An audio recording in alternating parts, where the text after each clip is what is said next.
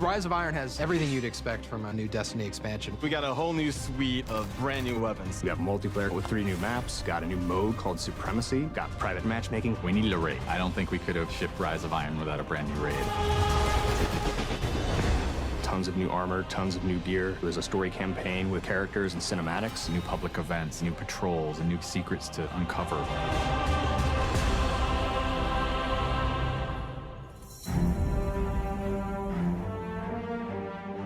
Rise of Iron's about looking at this story that's existed in the Destiny universe, this character, Lord Saladin. I am the lone sentry, and my watch is eternal. It's this journey to understand the past, what happened to these great heroes. The Iron Lords are gone, but our fight is far from over. And through that process, you're saving humanity, you're becoming an Iron Lord yourself, you're getting to wield a giant axe.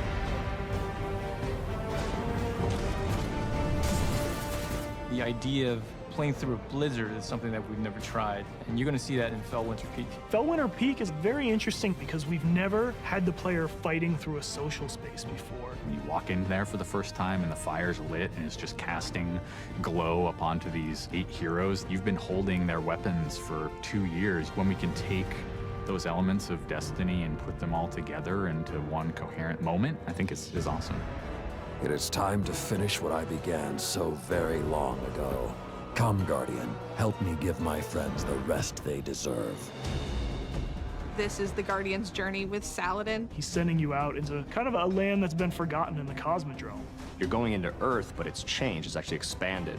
You'll see the plague lands, post-apocalyptic sky, there's lava welling up from the ground. We know the Devils have been digging into the Cosmodrome for years. They've been looking for something. Well, what they found is SIVA. It is a nanotechnology that can be used to shape things, but they're not trying to use it to build. They're trying to use it to destroy.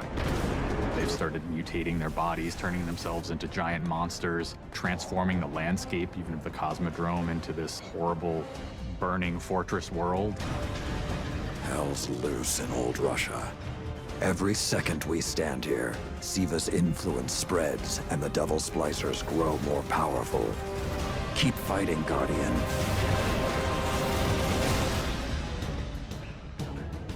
After the campaign finishes, you have patrols that really tell the story of this continued infestation in the land. And we have a new strike that shows just what the Fallen are doing with the SIVA.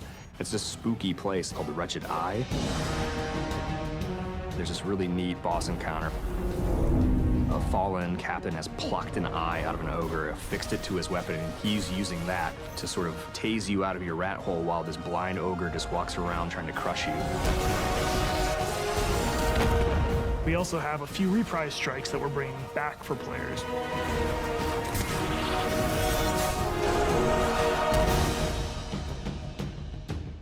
We very consciously set out to create a journey.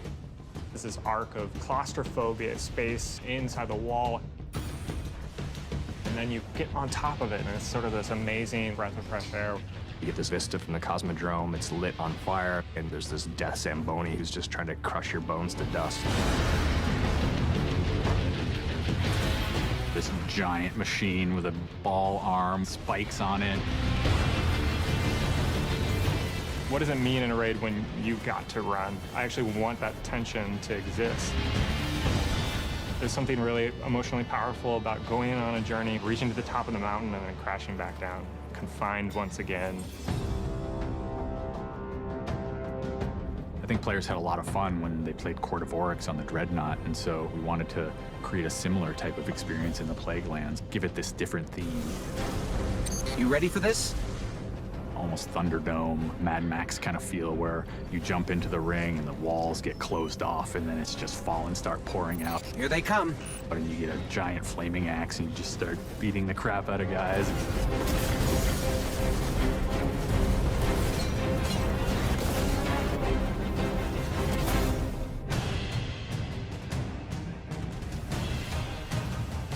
We thought, how can we increase the ways that you express the way you like to play?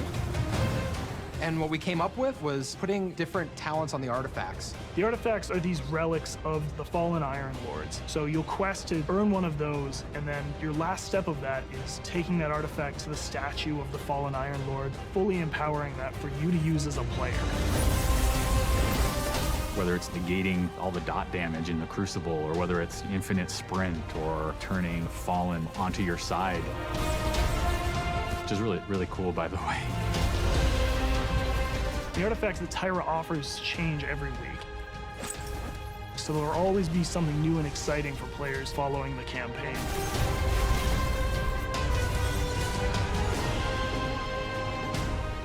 When you put snow, everyone thinks of pelts and cloaks and hoods. Wouldn't be a knight's tale without a knight's armor. When you look at the Iron Lords and you look at the Raid set, you look at the Iron Banner set, or you look at Trials of Osiris, they're all new with a much wider palette that players can pull from.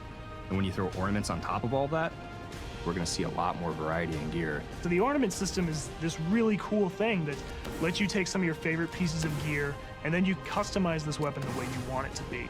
You got your raid weapons, we got your Iron Banner, we got new exotics, old exotics. Do you like sidearms? We got all the sidearms this time around. Galahorn, enough said.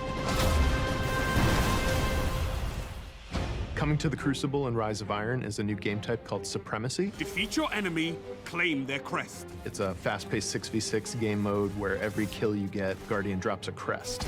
Picking up the crest gives you points. Their glory goes to you, Guardian. It's a constant battle over picking up crests and making sure that you're with your team and not out of position. If you pick up an enemy crest, you deny the enemy those points. Excellent recovery. We have new maps. We always have new maps. There's Last Exit, lots of twists and turns, lots of really good close combat.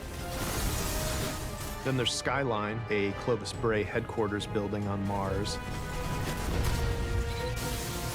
It's a symmetrical, large map. The last one is Floating Gardens, which is an open map. One thing we're really excited about in Rise of Iron is the introduction of private matches. Can't wait to see what people are going to do. They're going to be able to fire up whatever match they want, play with their friends, host tournaments, have fun arcadey games. They don't have to worry about our matchmaking stuff. They can do it all themselves.